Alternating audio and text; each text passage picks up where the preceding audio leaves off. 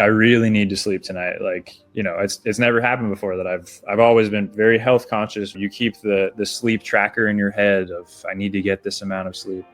And it happened again.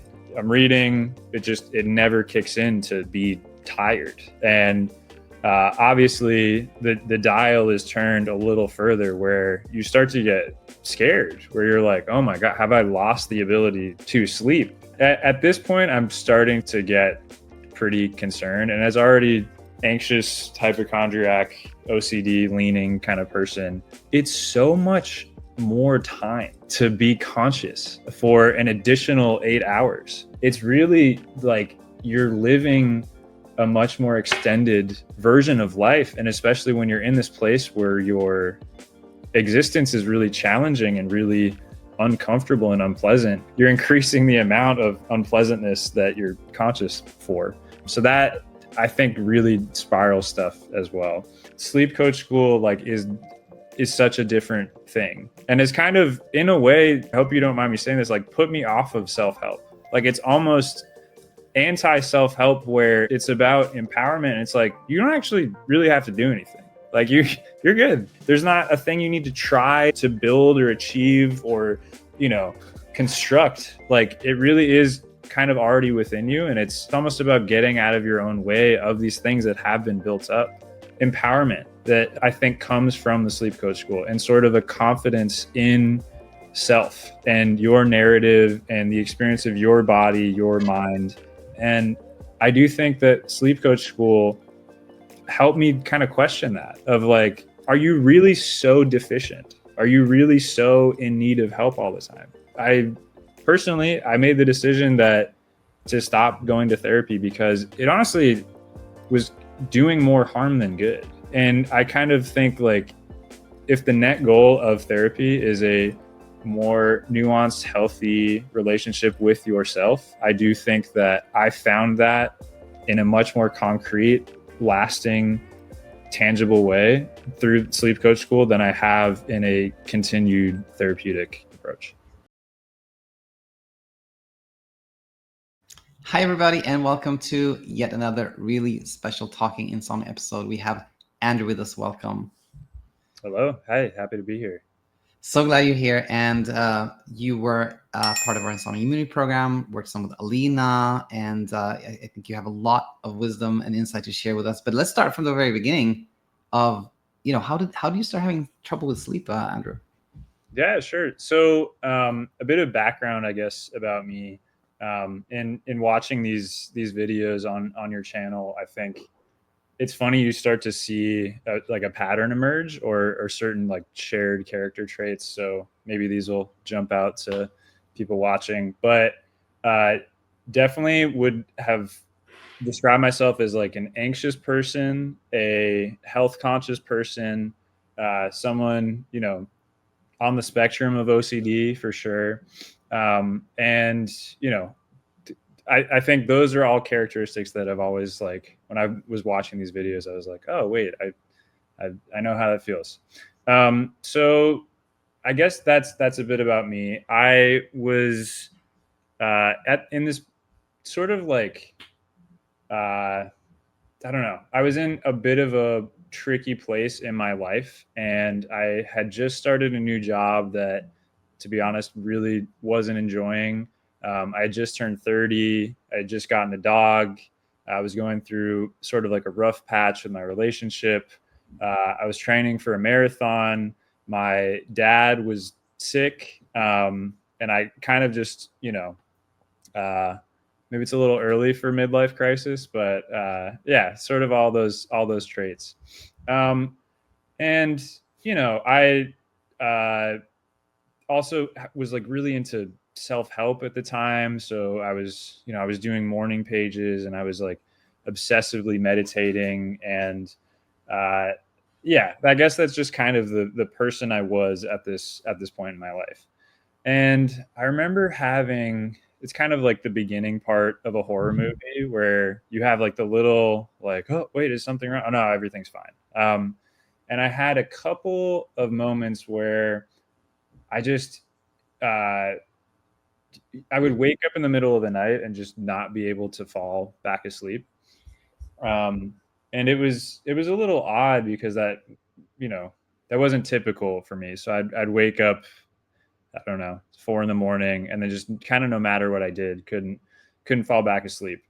Um, and I would try things like it became this thing to like solve in that moment too of, oh, like I read this thing on the internet where you're supposed to change locations, or you go lie down on like a hardwood floor for a little bit, and then it'll make your bed seem more comfortable. And it was already, in the program you learn about sleep efforts. It was very much in that mindset of like, let me try to fall back asleep. But for the most part, things were okay. I was definitely just stressed in life.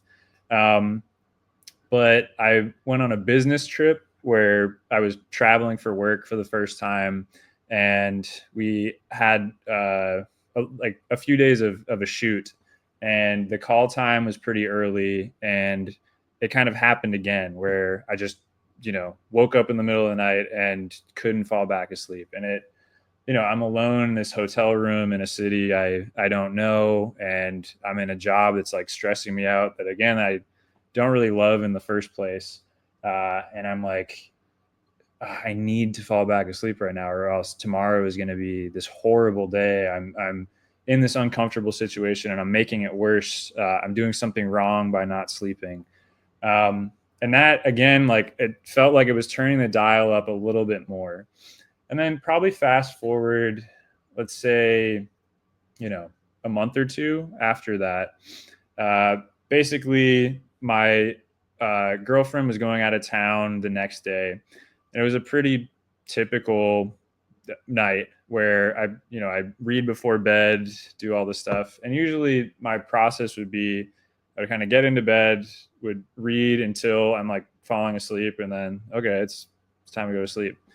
And it just never happened.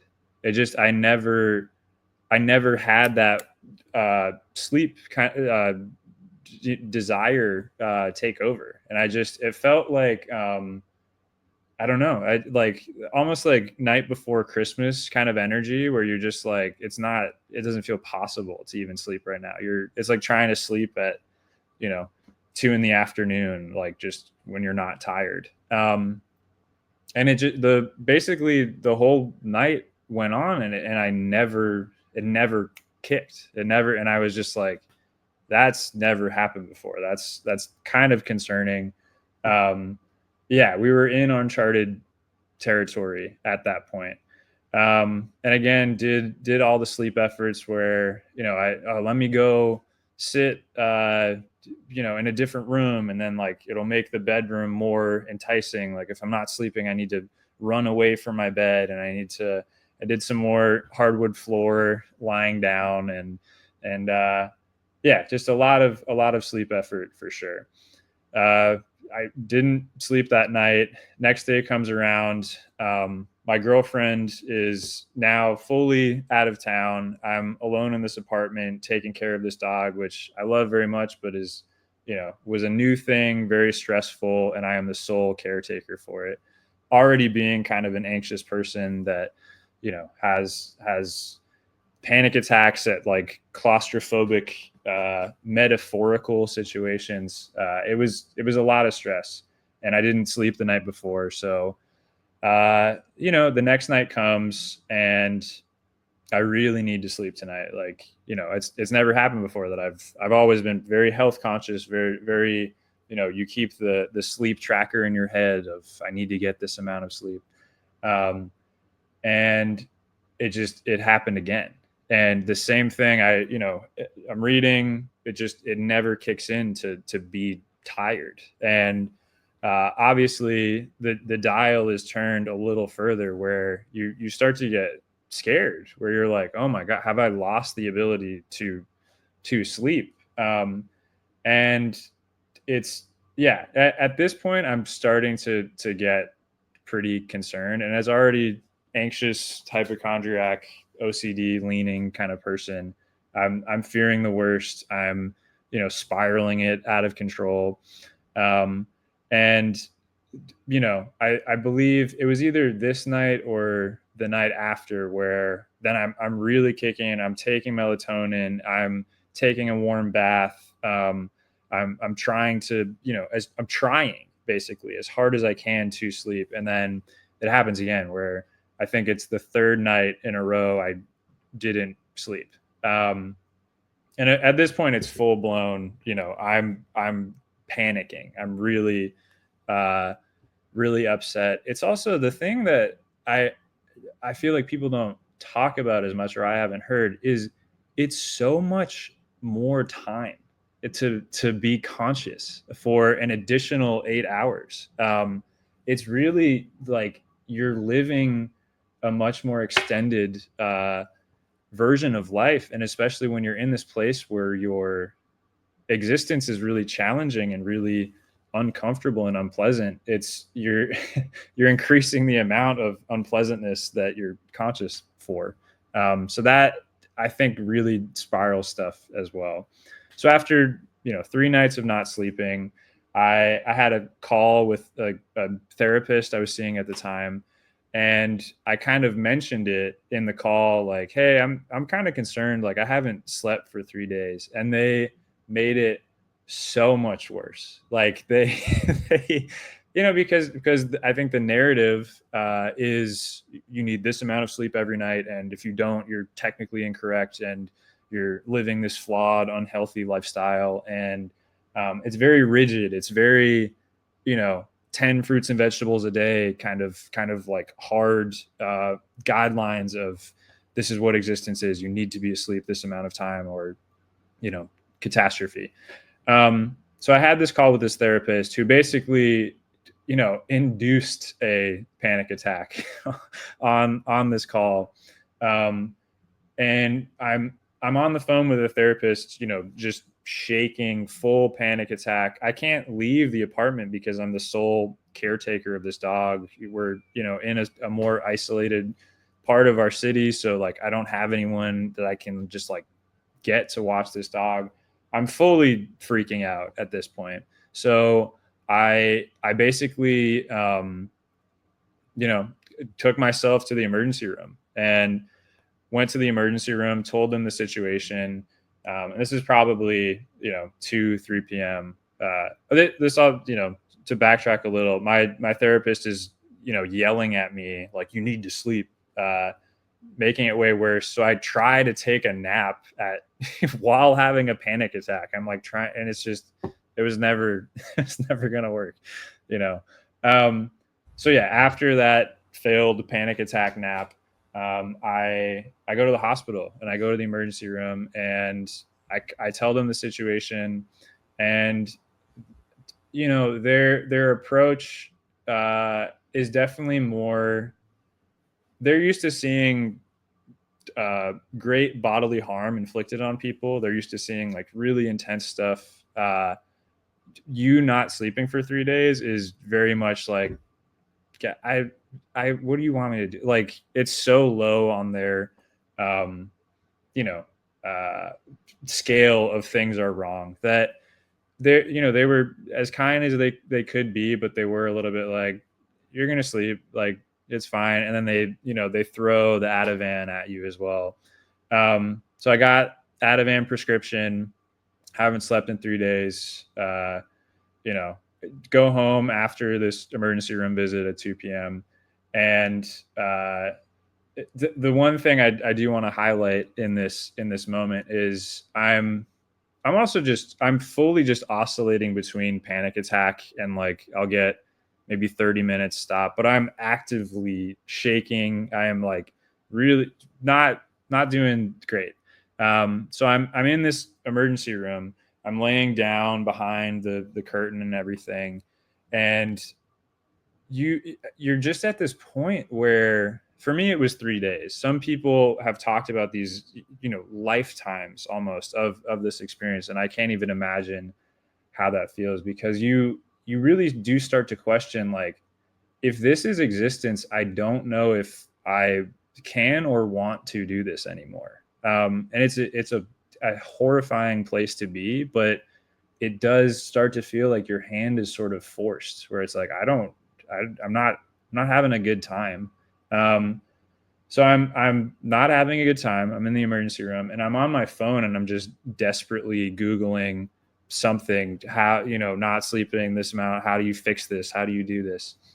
And I came across a CBC article with, and forgive me for pronouncing incorrectly, but Sonia Warwaruk. For 1 year, I desperately chased sleep. Once I stopped trying, it found me. And I got nothing else to do. I'm waiting, on the emergency room bed. And I read this article and I swear it was the first time that the panic like really just was, it calmed down. And I was like, okay, wait, there is hope. And it was so different than the rhetoric surrounding WebMD, psychiatry, conventional approaches to sleep. That's very binary, rigid. You need this thing, or you're going to explode. And yeah, so that sticks out in my memory of this whole experience where it was like, okay, let's bookmark this for later. This seems like maybe a route to go down. So cut back to leave the emergency room. I have the Ativan, 3 nights not sleeping. And I'm like, okay, definitely got to sleep tonight. Again, it's a full day basically of dread, anticipating like, oh my gosh, how much more time until sun goes down so I can try to do this again, so I can try to fix not sleeping. And sure enough, sundown comes. I'm sure I did the hot bath thing again, trying to drink warm milk, all the wives' tales. And I also am like pretty medication adverse. But I was at the point where I was like, I'm gonna take this Ativan because I need to just get 1 night of sleep.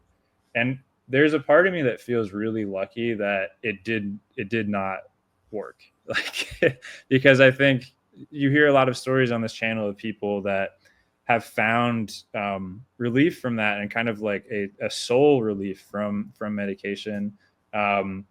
That it does seem like in the long term is not even suggested by the people administering it. It's supposed to be this, get you through one and done, but not a long-term solution. So yeah, the Ativan didn't work.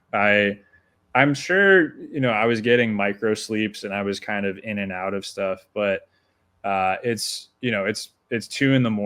and I am so crazed with panic at this point too, where it's like I'm going to die. I haven't slept in 3-4 days now. So I go back to the hospital and I say like, look, I know you guys said everything would be fine. You gave me this Ativan. And this time the attitude, maybe because it was middle of the night hospital, they're a little less like, let's hold your hand through this kind of thing. They were like, what do you want from us? Like, we can't, like, we gave you the Ativan, like, you're going to like, and that's not to blame them. It's really just like, it is not the place to go for that. And in a sense, that is also pretty terrifying and isolating, where it's like, oh, I thought I was doing last ditch effort. Like, the hospital was my, like, this, I'm out of options. Like, let's go to the hospital. And I remember the feeling of going there and being told like you're in the wrong place was really isolating and really scary. And yeah, I went back home and kind of was in this period where let's just skip to, I think I started sleep coach school after this. I'm sure it was the same week, but it was a lot of the same, like, fever, panic, just real bad claustrophobic place to be, where you feel almost trapped in your body and existence and wakefulness. Just not good. So sleep coach school, from that CBC article with Sonia, was okay. Let's try this. Yeah, and I mark the tape. That is kind of the next chapter where started the program, and Actually, just very yeah, quickly, Andrew, yeah, before we go there, I just had one question for you, which was like during this stretch where you were like, your lived experience was you didn't sleep at all for several days. yeah. You were in a kind of constant panic. Did you have work that time, or did you just like call in sick, or what was going on with that?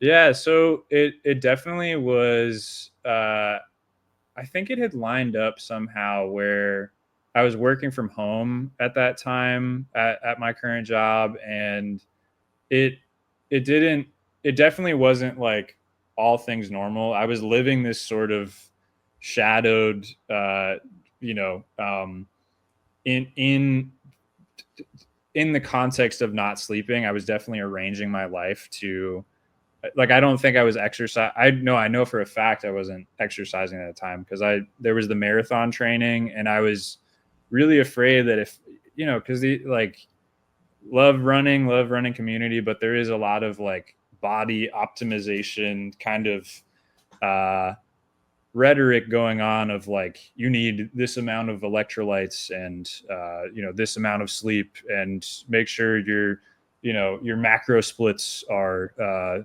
sufficient, like, and it's I didn't run because I'm like, oh, I'm gonna do myself harm if I'm not sleeping enough and running, so I stopped running, and wasn't sure if I'd be able to continue training for this thing that meant a lot to me. And but were you somehow kind of like managing to do work from home? Yes. Yeah, I mean, don't tell my boss, but it was not the best quality of work. I think Right. it was like uh you know, managing to get through, but definitely at that point was just so frenzied and kind of panicked that yeah, it was not at the forefront or any Yeah, or yeah, yeah. yeah. No, I have a feeling that your boss, if they heard us, would be very understanding. But another point I'm just trying to sneak in here is the one where like it's clear that you're having a very, very intense, difficult time, and yet you somehow are able to kind of do some form of work, right? Which is like a lot of people will find really surprising, but it goes to this point that we can do actually more than we think, even in very, very difficult situations. Which just a little point I want to make now. Sure. Another one before going back to your story is just that is like your story is like so far it's like we recognize the elements of other guests here, Mhm. but you found like that article very quickly, and you enrolled in the school very early on, which is kind of new, which I just want to point out. But with that said, Yeah. what happens next? Yeah, of course. So started the school, and it's obviously it's not a light switch, so I'm still really struggling with my relationship to sleep at this time, and yeah, living this kind of to kind of highlight the point you were making before. I was getting by, but I do think the biggest learning and the biggest like genuinely life-changing thing of sleep coach school was the idea that I didn't have to live a lessened existence in my waking life just because of sleep stuff. And I think at that point, I didn't believe that yet. So later on, I definitely had the experience you're kind of um, alluding to of like, yeah, okay, I'm just gonna keep doing my life, and I'm not only getting by, but like really, having some great, dare I say, like thriving moments of my life in that context. But um, yeah, so started sleep coach program, and it's wrote this. I've it would it would be interesting to see what I actually wrote, but I do remember writing in the general Slack like, hey everybody, this is me, like, I had this experience. I went to the emergency room 2 whole times, and almost like uh I think there's this narrative that emerges sometimes of like, I'm the only one that's had this bad. I have it the worst, and everyone else, like, your struggle is cute, but like mine is the most important, most final, scariest, worst version of this. Um, and it was really, really comforting to have people be like, that I'm so sorry that happened to you. Like, I promise you, you're okay. Like and like all of us have had similar stuff, and it's your experience is valid, but it is not unique in the sense that you're alone in this. Yeah, and it really, I it's tough to sum up like the entirety of the sleep coach experience, but it I really I kind of mentioned earlier that I've had a history with self-help, and I sleep coach school like is such a different thing, and it's kind of in a way I hope you don't mind me saying this, like put me off of self-help. Like it's almost anti self-help where it's about empowerment. It's like you don't actually really have to do anything. Like you're good. You're like there's not a thing you need to try to build or achieve or you know um construct. Like it really is kind of already within you, and it's almost about getting out of your own way of these things that have been built up. um yeah, and I hate to like skip through the entire experience, but just things just got better. And it is funny, the early days I remember it was not better. And kind of walking around the city I live in and being in this weird space where I was like, so panicked the night before that I'm under the covers. And panic attacks also, I just want to highlight, were like a huge part of my life for 5 or 6 years, and really had kind of taken over my life. And in a weird way, I am so grateful for this experience with insomnia, not sleeping, because my relationship to anxiety and panic and all of this stuff is fundamentally so changed from going through this. And I think it was all, in a sense, building to this. There's a lot. I guess the biggest thing that I kind of, you know, wanted to highlight here is that there is a difference between conceptual knowledge and experiential knowledge. And I think that a lot of, the self-help, the trying, uh, things in my past have to do with conceptual knowledge. I know all these things. So clearly if I'm trying and I'm building this understanding through like repetition and note taking and like technically correct adherence to these belief systems, um, that's not the same as putting your hand on the stove and feeling what that feels like. And I think that the experiential knowledge of insomnia is the only way I could really understand and kind of move through uh, my relationship with anxiety and panic in a way that I don't think I could have gotten in, without actually going through it. Yeah, yeah, that's such a powerful point. And I think let's stay on that one for just a second longer.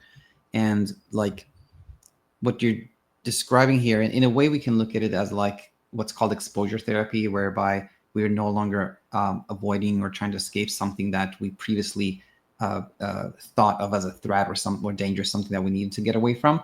And one of those things is like being awake at night. True. Like when we start having insomnia, we start thinking like being awake at night is a threat. I can't be awake at night. I have to escape from that. But that's not the only one. There's also all the emotions that come with not sleeping at night. We think this is not good. I should be sleeping right now. And we become scared. We become anxious. We become panicked. So as part of this like experiential learning, it is not only kind of exposing ourselves to not sleeping, but also exposing ourselves to all the emotions that come with it, all the panic and anxiety, like being willing to experience that without trying to get away. And when we see that, we can see that, oh, this clearly helps not only with sleep, but with so much more. And that's kind of how I see it. But would you agree with that? And do you think that's how it kind of also helped with the panic attacks and other aspects of what we call mental health?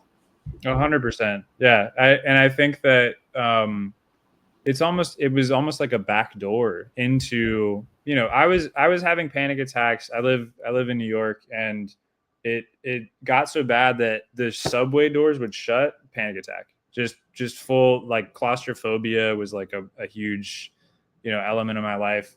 going into a movie, if there's someone sitting blocking the aisle, just panic attack for an hour. Like it really, I don't think it's entirely dissimilar to the experience of fear of wakefulness.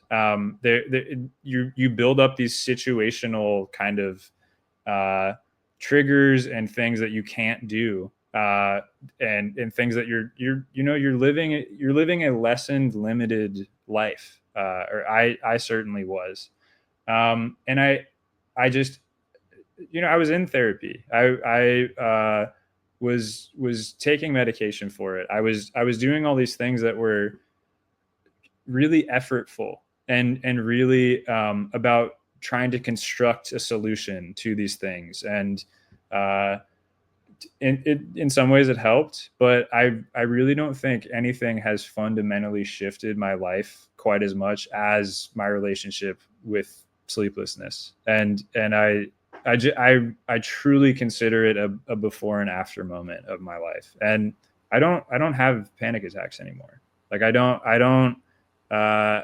just don't relate to anxiety the same way after. It's awful when you're forced to confront something, because it's way way more fun to not. It's way less pleasant to have something thrust upon you. And I don't think anyone, I certainly wouldn't choose insomnia if given the option of, hey, do you want to not sleep for 3 days, or uh, sleep normally. And I think that avoidance really was shaping my life. And I think that, like, having it thrust upon me where, okay, you're on the roller coaster, you're strapped in, there's nothing you can do, forces growth in this way that I don't think was possible the way I was approaching it before. Yeah, so well said. Very, very powerful way of expressing that. Yeah, thanks for sharing this. And now, the question I had for you was, where was it, like, as you joined, the program, you went through like the modules and you participated in maybe Slack, and did you also take part in the calls? Yeah. So yeah, I don't want to leave you hanging. I realize I haven't finished my. Oh yeah. Just keep going. Actually, you're doing so well. So yeah, I had started the program, and again, it's still, you're still in a pretty rough place when you start. Like week one, reading your first kind of material from the school, it's not like, oh, I get it, it's fixed. Like it does take a second to sort of repeat and internalize lessons and modules. And yeah, I remember, but I do remember feeling hopeful in a way that I hadn't felt. So yeah, it started, and you just have these like funny days where you're like falling asleep, like really fighting to stay awake during the day, and like in meetings, or I remember having dinner with a friend, and it was just, it's so difficult to like stay awake in this loud, busy restaurant and stuff. And then you get home, and the pressure's on, and you got to sleep, and then you're wide awake again, and it definitely, it takes a while to figure out the balance. But I think, yeah, participating in the Slack discussions was super helpful to kind of like, because I think the general material you've created is wonderful and incredible, but then there's something that comes from the specificity of saying, this exact thing happened to me today, I'm going to share it in this channel. And then you have coaches, and a lot of times like fellow students kind of address and speak to it, and it just offering the interactive nature of that relationship. I just remember being so helpful, of like, I don't know, just hearing really that I was not that special or unique was really, really helpful, of like, oh, this is kind of not that, unfixable, I guess is what I'll say. Yeah. No, I've always had this feeling, in the sense that like the discourse is really helpful, because exactly as you said, you get to you ask a specific question that's about you, you get an answer, but then you can have a follow-up question, and you have and you get an answer back, and then and essentially what it does is that all these things that we think mean something is wrong, something's broken, something's not the way it should be, Yeah. are experienced by other people. They're not uncommon, and there's like an explanation for them. You can start understanding them, and that really reduces all the struggle, right?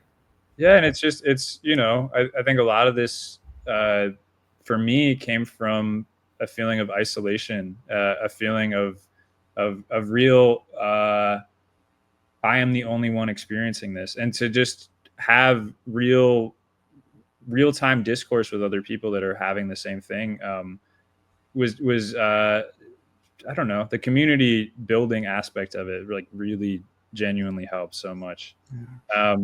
And also the other thing that was cool about the Slack was everyone's mixed together. So you have people that are on, week 1 mixed with week 10, and you can kind of, I don't know, you can see a change. And you can chart other people. You'll see, a specific name pop up while you're doing it, and they'll kind of check in with updates. And you're like, wow, I remember 2 weeks ago, that same person was writing a completely different message. And it happens to you as well.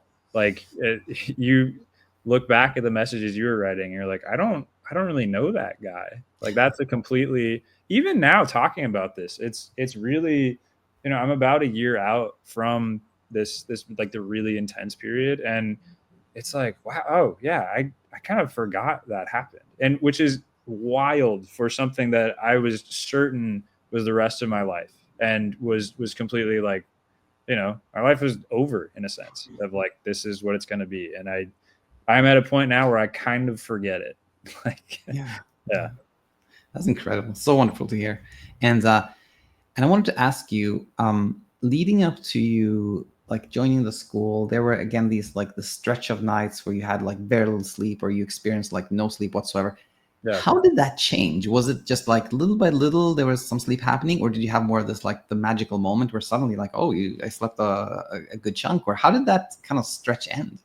Totally. Yeah. I mean, the thing I remember being the big switch being flipped was kind of earlier I was talking about, it's a lot of time. It's if you're not sleeping, an additional 8 hours of consciousness is a lot.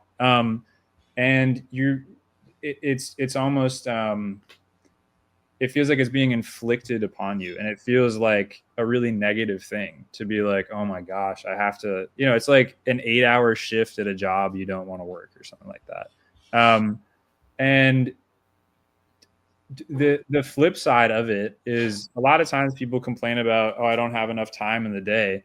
You just got time back. You like you can, for me, I was able to, the switch was like, oh, I can, a lot of people talk about like the shows they want to watch and stuff, and that's amazing. But it's also like, if you have a project you want to work on, like no one's making you go to bed. If you can't sleep, like, okay, cool. Like, more time to paint, or to work on music, or to, to live a fulfilled, purposeful, meaningful life. It's, and and then it turns a little bit into a gift where you're like, oh wait, I get extra time. Like, this is amazing. And then, yeah, then your relationship starts to switch, where it's not inflicted on you, it's given to you. And yeah, and then the thing happens where, you get tired and you fall asleep, and then it's like, oh, I guess we're just back to sleeping again. Yeah, it's a fun, I don't know, it's a really, and you can't force it. You can't like just decide, oh yeah, I've no, I don't care. Like it was really a gradual thing that I think working through the program with other people was super instrumental in kind of understanding that this is not like a overnight thing. Yeah. Yeah. Wow.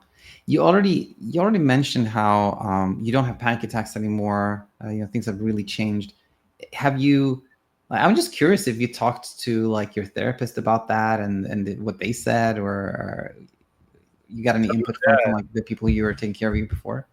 Yeah, and it's like, and we're in semi-sticky territory because I think therapy can be incredibly beneficial. I am not anti-therapy at all, and I think okay, I'll put it this way: a big learning and a big change for me was a sort of empowerment that I think comes from the sleep coach school, and sort of a confidence in self and your narrative and the experience of your body, your mind.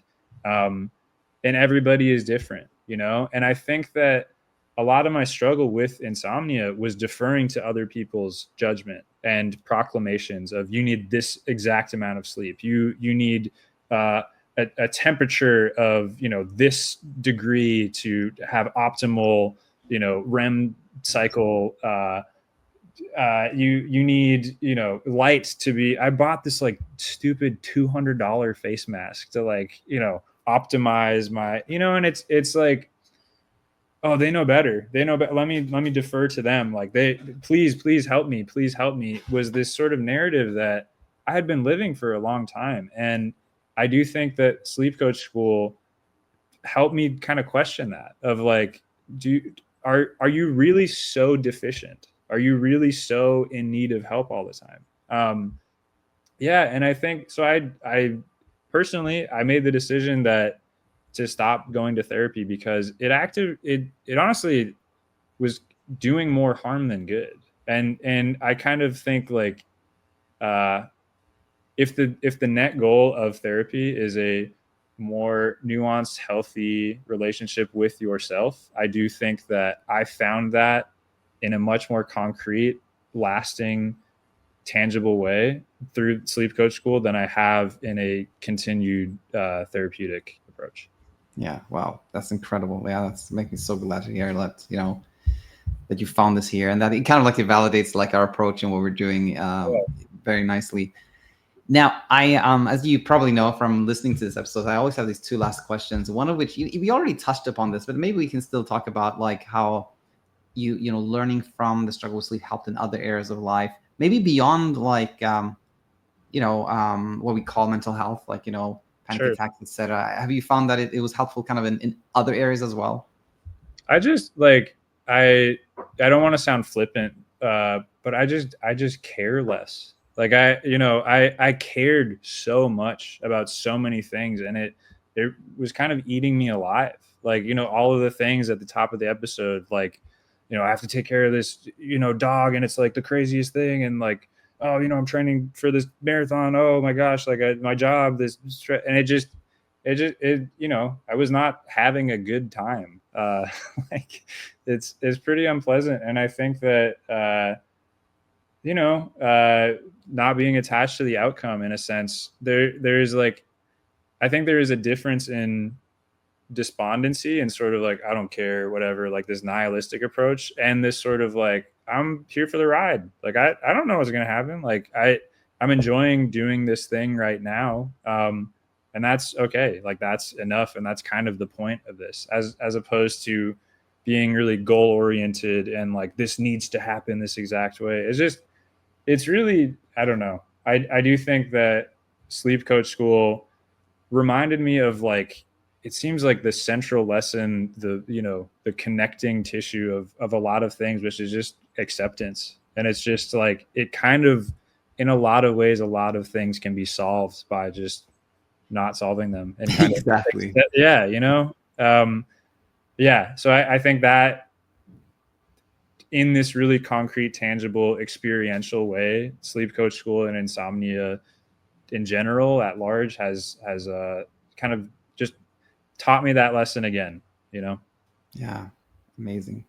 Wow. And then final question for me would be, if you could travel back in time to when this started, you're having these panic attacks, you were hardly sleeping at all. Yeah. What will you tell yourself? It's it's such a good question. I